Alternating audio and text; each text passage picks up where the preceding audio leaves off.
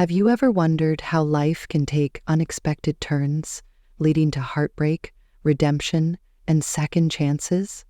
In today's story, we dive into an emotional journey of love lost and found, where dreams are rebuilt and lives are forever changed. This isn't just a tale of romance, it's a powerful reminder that it's never too late to rewrite your story. If you love inspiring stories about real-life struggles, personal growth, and the beauty of second chances, make sure to hit that subscribe button and turn on the notification bell. Join us for more incredible stories that will move your heart and spark your soul. Let's get started. The gleaming glass doors of the Sterling reflected Carter Evans' tired eyes as he stood motionless, taking in the magnificent view of his latest achievement. At 42, he had become one of Manhattan's most successful real estate developers, and tonight's celebration marked his crowning glory, a 60-story luxury high-rise that would reshape the city's skyline. Inside, the champagne was flowing, and New York's elite eagerly awaited his arrival. The media had dubbed him the visionary of modern living, but standing there in his perfectly tailored Tom Ford suit, Carter felt anything but victorious. His phone buzzed with another congratulatory message, this time from his business partner. "They're waiting for you, Carter. Time for your big moment." But his mind wandered to a different time, a different life, before the billions, before the Sterling, before he became the man who sacrificed everything for success. His fingers absently traced the outline of an old photo he still kept in his wallet, a reminder of what he'd lost in pursuit of his empire. Little did he know, fate had other plans for him tonight. Sometimes the universe has a way of bringing back what we've lost, exactly when we need it most. Carter Evans wasn't always the man who commanded boardrooms and built skyscrapers.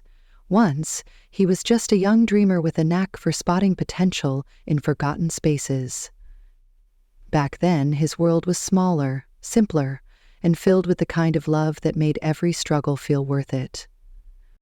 He met Ariana Brooks on a rainy afternoon in Brooklyn. She was sitting in a corner cafe, scribbling lyrics into a worn notebook, her guitar case leaning against the chair. Carter had just closed his first real estate deal, a tiny brownstone that no one believed in but him. He was celebrating with a cheap coffee when he heard her humming softly to herself.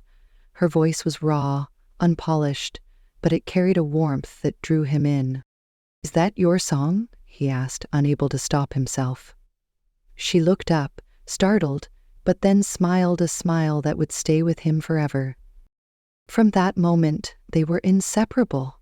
Carter would spend his days scouting properties, and Ariana would spend hers performing at open mics and writing songs about hope, heartbreak, and everything in between. They dreamed of building a life together, one where his real estate ventures would fund her dream of opening a community music center for underprivileged kids. It was a shared vision, a promise they made to each other during late-night talks in their tiny apartment. But as Carter's career began to take off, the cracks started to show. His first big project consumed him, pulling him into endless meetings, late nights, and high-stakes negotiations. Ariana tried to be supportive, but her own dreams began to feel like an afterthought. The music center they had once planned together became a distant memory, buried under Carter's growing ambition. The turning point came on a night Ariana would never forget. She had spent weeks preparing for a small concert at a local venue, her first real chance to showcase her original songs. Carter had promised to be there, but when the time came, his seat in the front row was empty. He was across town, closing a deal that would launch his career into the stratosphere. When he finally came home that night, the apartment was dark, and Ariana was sitting on the couch, her guitar resting beside her. She didn't yell or cry. She simply looked at him and said, "I can't keep doing this, Carter. I can't keep waiting for you to show up."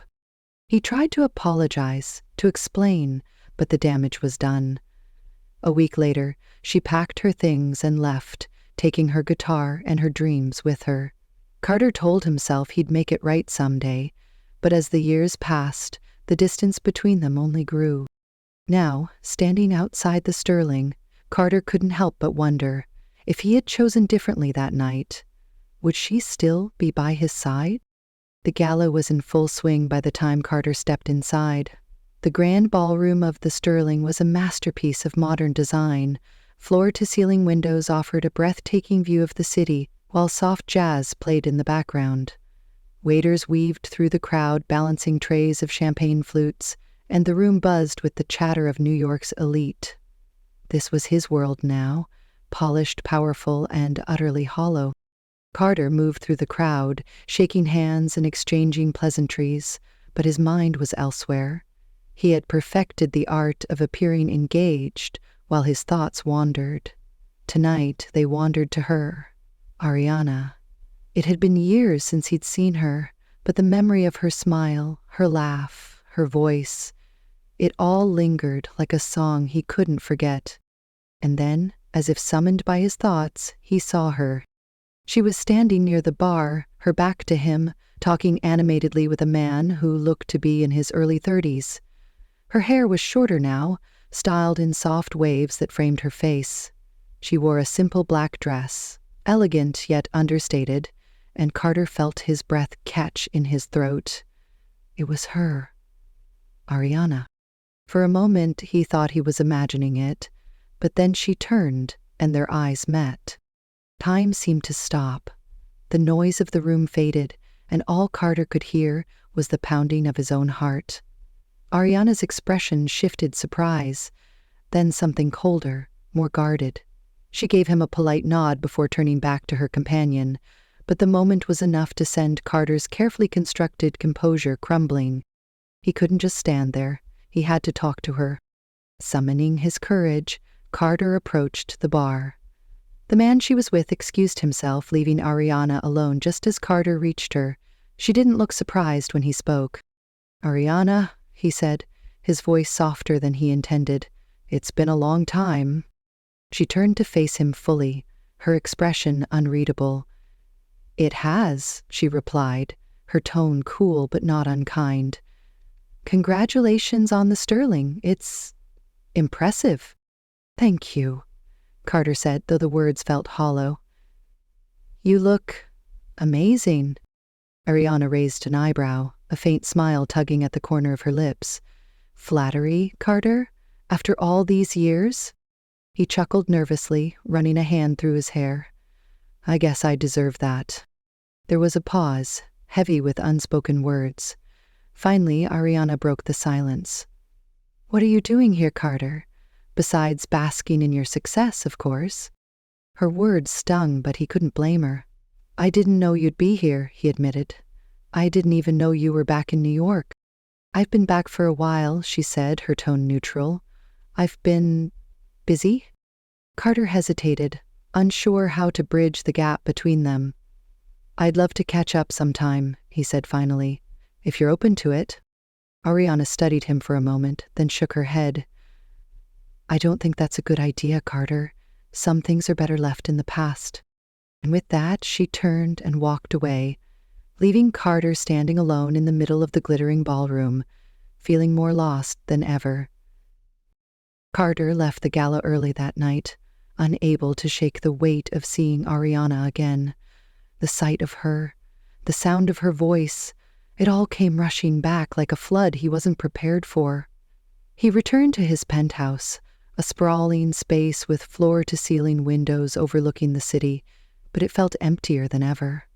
He poured himself a glass of whiskey and sat on the edge of his leather couch, staring at the skyline. His mind drifted back to the life they once shared, the life he had let slip through his fingers. It was a rainy evening, much like the day they first met. Ariana had been sitting on the floor of their tiny Brooklyn apartment, surrounded by sheet music and notebooks. She was humming a melody, her guitar resting on her lap, while Carter sat at the kitchen table, poring over blueprints for a new property he was trying to flip. The rain tapped softly against the windows, and for a moment, everything felt perfect. "Carter," she had said, looking up from her work, "what do you think of this?" She strummed a few chords and sang a line from the song she was writing. Her voice was raw, filled with emotion, and Carter couldn't help but smile. "It's beautiful," he said, meaning it. You're going to blow them away." She laughed, a sound that still echoed in his memory. "You always say that." "Because it's true," he replied, walking over to sit beside her. "One day, everyone's going to know your name." But that day never came. As Carter's career took off, Ariana's dreams were pushed further and further into the background. He told himself it was temporary, that once he was established, he'd have the time and resources to help her build the music center she always talked about. But time slipped away, and so did she. The memory shifted to the night of her concert, the night he didn't show up. She had been so excited, practicing for weeks, even inviting a few industry contacts she hoped would notice her. Carter had promised to be there, but when the time came, he was stuck in a high-stakes meeting with investors. He told himself it was just one night, that she'd understand. But when he finally got home, the look in her eyes told him everything. "You didn't come," she said quietly, her voice trembling. "I waited for you." "I'm sorry," he had said, fumbling for an excuse. "The meeting ran late." "It's always the meeting, Carter, or the deal, or the next big project. When is it going to be me?" He didn't have an answer then, and he didn't have one now. All he had was the memory of her walking out the door, her guitar slung over her shoulder, and the sound of it closing behind her. Carter took a long sip of his whiskey, the burn doing little to dull the ache in his chest. Seeing Ariana tonight had reopened wounds he thought had healed. But maybe they never had. Maybe they never would. The days after the gala passed in a blur, but Carter couldn't stop thinking about Ariana. Her voice, her presence, the way she had looked at him with that guarded expression. It all lingered in his mind like a song stuck on repeat.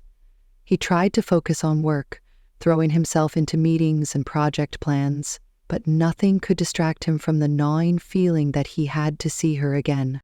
Fate, it seemed, had the same idea. It was a quiet Thursday evening when Carter found himself at a small, intimate music lounge in the West Village. He hadn't planned to be there. A friend had invited him out, insisting he needed a break from work. The place was nothing like the grand venues Carter was used to, dimly lit, with mismatched chairs and a tiny stage tucked into the corner. But there was a warmth to it, a sense of authenticity that reminded him of the life he used to know. And then he saw her. Ariana was on stage, her guitar resting on her lap as she adjusted the microphone. The room fell silent as she began to play, her fingers gliding over the strings with practiced ease. Her voice filled the space, soft and soulful, carrying a melody that seemed to wrap itself around everyone in the room. Carter felt his chest tighten. She was singing a song he didn't recognize, but the lyrics hit him like a punch to the gut. "I built a house of dreams, but the walls were made of sand. I reached for the stars, but I let go of your hand. Now I'm standing here, wondering if you'd understand." The words were raw, vulnerable, and unmistakably about him. Carter sat frozen, unable to look away. When the song ended, the room erupted into applause, but Ariana barely acknowledged it.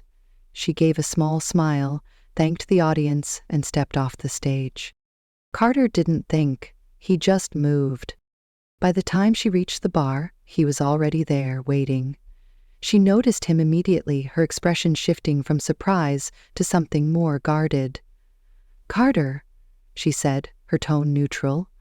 "What are you doing here?" "I didn't know you'd be performing," he admitted, his voice low. "But I'm glad I came." Ariana raised an eyebrow, clearly skeptical. "Glad? Why? So you can add supporting the arts to your list of accomplishments?" Her words stung, but Carter didn't flinch. "I deserve that," he said quietly. "But I'm not here for that. I'm here for you." She sighed, turning away to signal the bartender. "Carter, we've been over this. Whatever you're looking for, it's not here anymore." I'm not so sure about that," he said, stepping closer. "That song—" "It was about us, wasn't it?" Ariana froze for a moment, then turned to face him, her eyes sharp. "You don't get to do this," she said, her voice trembling slightly. You don't get to walk back into my life and act like you care. Not after everything. I do care, Carter said, his voice firm. I always have. I didn't know how to show it back then. I was so focused on building something for us that I didn't realize I was tearing us apart. Ariana shook her head, her expression a mix of anger and sadness. You didn't just tear us apart, Carter. You tore me apart. Do you have any idea how hard it was to pick up the pieces after you? To rebuild my life from scratch? I know I can't undo the past, he said, his voice softening. But I want to make it right. I want to help you build what we dreamed of, your music center, the one you always talked about. Let me do that for you. Ariana stared at him, her eyes searching his face for any sign of sincerity. Finally, she let out a bitter laugh. You think you can just throw money at this and fix everything? It's not that simple, Carter. I'm not trying to fix everything, he said. I'm trying to start over, to prove to you that I've changed. For a long moment, neither of them spoke. The noise of the lounge faded into the background as they stood there, locked in a silent battle of wills. Finally, Ariana sighed and looked away. I don't know if I can trust you again, she said quietly. Then let me earn it, Carter replied, one step at a time. Ariana didn't respond, but she didn't walk away either, and for the first time in years, Carter felt a glimmer of hope. Carter couldn't sleep that night. Ariana's words echoed in his mind, cutting deeper than he expected. You tore me apart. She was right, of course. He had been so consumed by his ambition, so blinded by his need to succeed, that he hadn't seen the damage he was causing until it was too late. But now, for the first time in years, he felt something he hadn't allowed himself to feel. Purpose, not the kind of purpose that came from building skyscrapers or closing million-dollar deals, but the kind that came from doing something meaningful for someone else. The next morning, Carter sat in his office, staring at the city skyline. His assistant knocked on the door, interrupting his thoughts. Mr. Evans, the board meeting starts in 10 minutes. Carter hesitated. The meeting was about a new project, a massive luxury development that would cement his company's dominance in the market. It was the kind of deal he would have jumped at without a second thought. But now it felt hollow. Cancel it, he said abruptly. His assistant blinked, confused. Cancel the meeting? Yes, Carter said, standing up, and clear my schedule for the rest of the day. Without waiting for a response, he grabbed his coat and left the office. He didn't know exactly what he was going to do, but he knew where he needed to start. Carter spent the next few days digging into Ariana's past projects. He remembered her talking about the music center she wanted to create, a place where kids from underserved communities could learn to play instruments, write songs, and express themselves. It had been her dream, one she had clung to even as his own ambitions overshadowed it. He started by reaching out to people who had worked with her in the past, musicians, community leaders, even a few of her old friends. Most of them were surprised to hear from him, and some were hesitant to help. Ariana's departure from their shared life had left scars, not just on her, but on the people who had believed in her vision. Still, Carter persisted. One afternoon, he found himself sitting in a small, cluttered office at a community center in Brooklyn. Across from him sat Mrs. Delgado, a retired music teacher who had once been one of Ariana's biggest supporters. I remember Ariana, Mrs. Delgado said, her voice warm but tinged with sadness. She had such a passion for helping kids. She used to come here every week, teaching guitar lessons for free. The kids adored her. Carter nodded, feeling a pang of guilt. She told me about this place once. She wanted to expand it, turn it into something bigger. Mrs. Delgado smiled faintly. She did. She even had a proposal written up, a whole plan for a music center. But, well, life got in the way. Do you still have that proposal? Carter asked, leaning forward. Mrs. Delgado hesitated, studying him carefully. Why do you want it? Because I want to make it happen, Carter said, his voice steady. I know I let her down before, but I want to fix that. I want to build the center she dreamed of. Mrs. Delgado didn't respond right away. Finally, she stood and walked over to a filing cabinet, pulling out a worn folder. This is it, she said, handing it to him. But if you're serious about this, you need to do it for the right reasons. Not for her, not for yourself, but for the kids who need it. Carter nodded, clutching the folder tightly. I will. Over the next few weeks, Carter threw himself into the project. He used his connections to secure funding, found a location in Brooklyn, and hired a team of architects to design the space. But this time, he didn't approach it like one of his real estate ventures. He didn't care about profit margins or market trends. All he cared about was creating something that mattered. The process wasn't easy. His business partners were skeptical, questioning why he was diverting resources to a non-profit project. This isn't what we do, Carter, one of them said during a heated meeting. We build luxury. This is charity. Exactly, Carter replied, and it's about time we did something that actually makes a difference. He faced pushback at every turn, but he didn't let it stop him. For the first time in years, he felt alive, not because of the money or the prestige, but because he was finally doing something that felt real. One evening, as the construction of the music center neared completion, Carter stood in the middle of the nearly finished space. The walls were painted in vibrant colors, and the rooms were filled with instruments, guitars, pianos, drums, even a small recording studio. It was everything Ariana had envisioned, brought to life. But as he looked around, he realized something was missing. She was missing. Carter pulled out his phone and stared at her number, his thumb hovering over the call button. He had done everything he could to honor her dream, but he knew it wouldn't mean anything unless she saw it for herself. Taking a deep breath, he pressed the button and waited. The grand opening of the Brooklyn Music Center was a day Carter would never forget. The once abandoned warehouse had been transformed into a vibrant, welcoming space filled with life and color.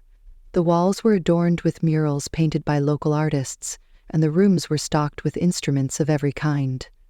A small stage had been set up in the main hall, where kids from the neighborhood were already practicing for their first performance. The air buzzed with excitement, laughter, and the sound of music. Carter stood near the entrance, watching as families and community members poured in.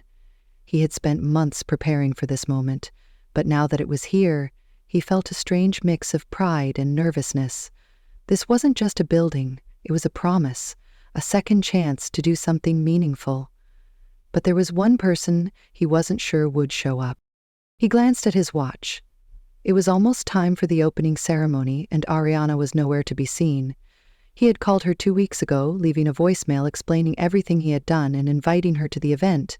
She hadn't responded, and he hadn't heard from her since. Part of him wondered if she had listened to the message at all. As the crowd gathered around the stage, Carter stepped up to the microphone. He cleared his throat, his voice steady but tinged with emotion. "Thank you all for being here today," he began. "This center isn't just a building. It's a place where dreams can take root, where kids can find their voices and share their stories. But this isn't my vision. It belongs to someone who inspired me, someone who taught me the true meaning of passion and purpose." He paused, scanning the crowd. "Ariana Brooks," he said, his voice softening. "This is your dream, and I hope, wherever you are, you know how much it means to me and to everyone here." The audience erupted into applause, but Carter barely heard it. His eyes lingered on the back of the room, where the doors had just opened. And there she was. Ariana stood in the doorway, her expression unreadable. She was dressed simply, her hair pulled back, but to Carter she looked as radiant as ever. For a moment their eyes met, and the noise of the crowd seemed to fade away. She hesitated, then slowly made her way toward the stage. Carter stepped down to meet her, his heart pounding. "You came," he said, his voice barely above a whisper. Ariana nodded, her eyes scanning the room. "I had to see it for myself. she said. It's incredible. It's yours, Carter said. Every detail, every decision. I tried to make it exactly how you envisioned it. Ariana's gaze softened, but there was still a hint of caution in her eyes. Why, Carter? Why now? He took a deep breath, his voice steady but filled with emotion. Because I finally realized what matters. It's not the buildings or the deals or the money. It's the people we touch, the lives we change. I spent so many years chasing the wrong things, Ariana, and I lost you because of it. But this is my way of making it right. Ariana looked at him for a long moment, her eyes glistening with unshed tears. You can't undo the past, she said quietly. You can't just build this and expect everything to be okay. I know, Carter said. I'm not asking for forgiveness. I'm not asking for anything. I just wanted to give you back what I took from you, and if this is all I can do, then it's enough. Ariana's lips trembled, and for a moment Carter thought she might walk away, but then she surprised him.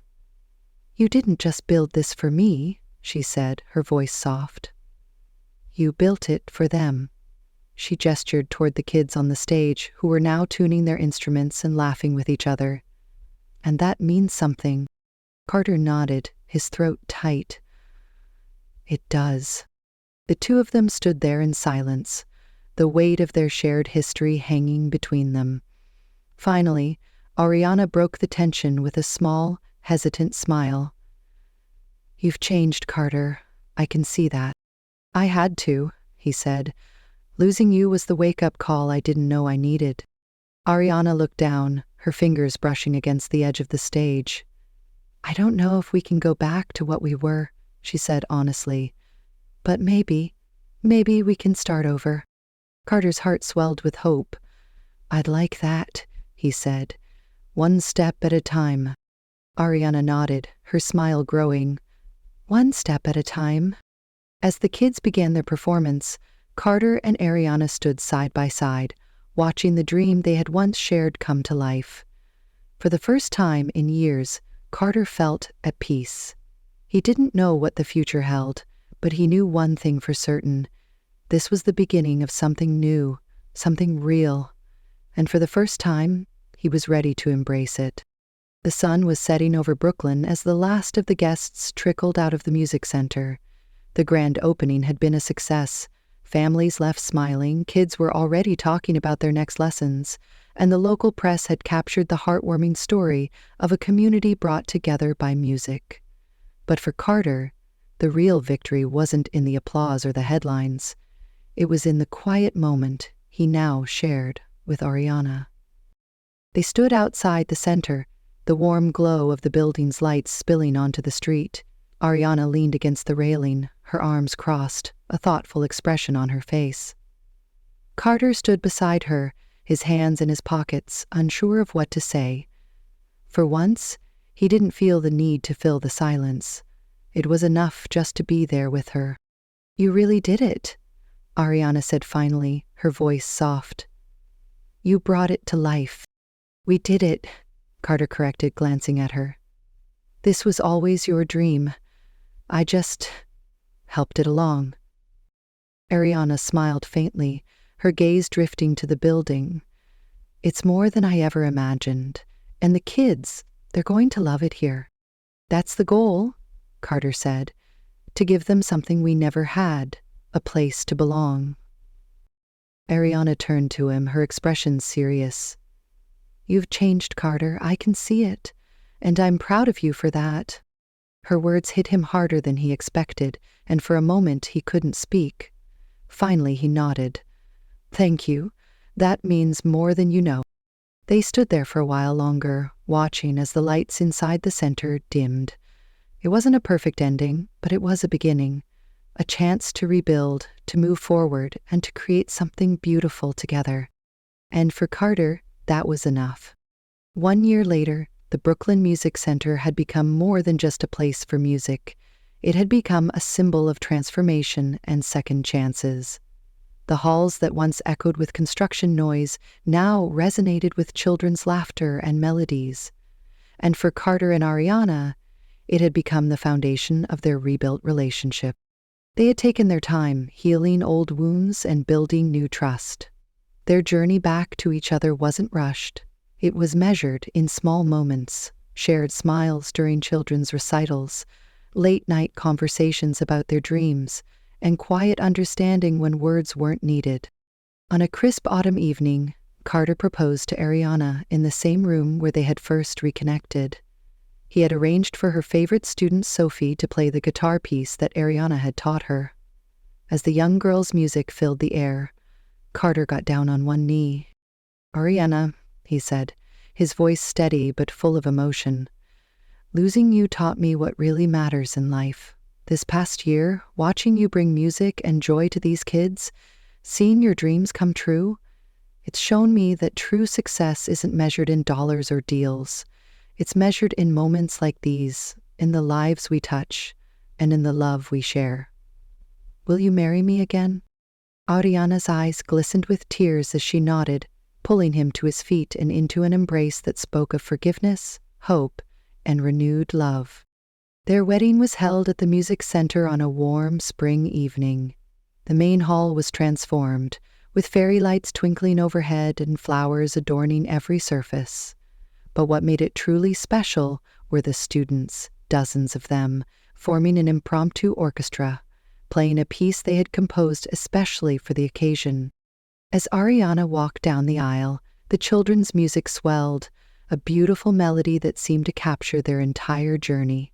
Carter stood at the altar, watching her approach, remembering how close he had come to losing her forever, and feeling profound gratitude for this second chance. Their vows were different this time, simpler, deeper, more meaningful. They spoke not just of love, but of understanding, growth, and the wisdom that comes from learning from past mistakes. "I promise," Carter said, his voice carrying across the hushed room, "to never forget what truly matters, to cherish not just our love, but the dreams we share and the difference we can make together." Ariana squeezed his hands, her smile radiant. "And I promise to believe in us, to trust in the changes we've made, and to face whatever comes next as true partners." As they sealed their vows with a kiss, the children's orchestra burst into joyful music, and applause filled the hall. It wasn't just a celebration of their love, it was a celebration of redemption, of dreams realized, and of the beautiful things that can grow from second chances. That evening, as they danced among their students, friends, and family, Carter and Ariana knew they had found something rare. Not just a rekindled love, but a shared purpose that would continue to inspire and guide them for years to come. The Brooklyn Music Center would always stand as a testament to their journey, a reminder that sometimes the longest roads lead us exactly where we were meant to be.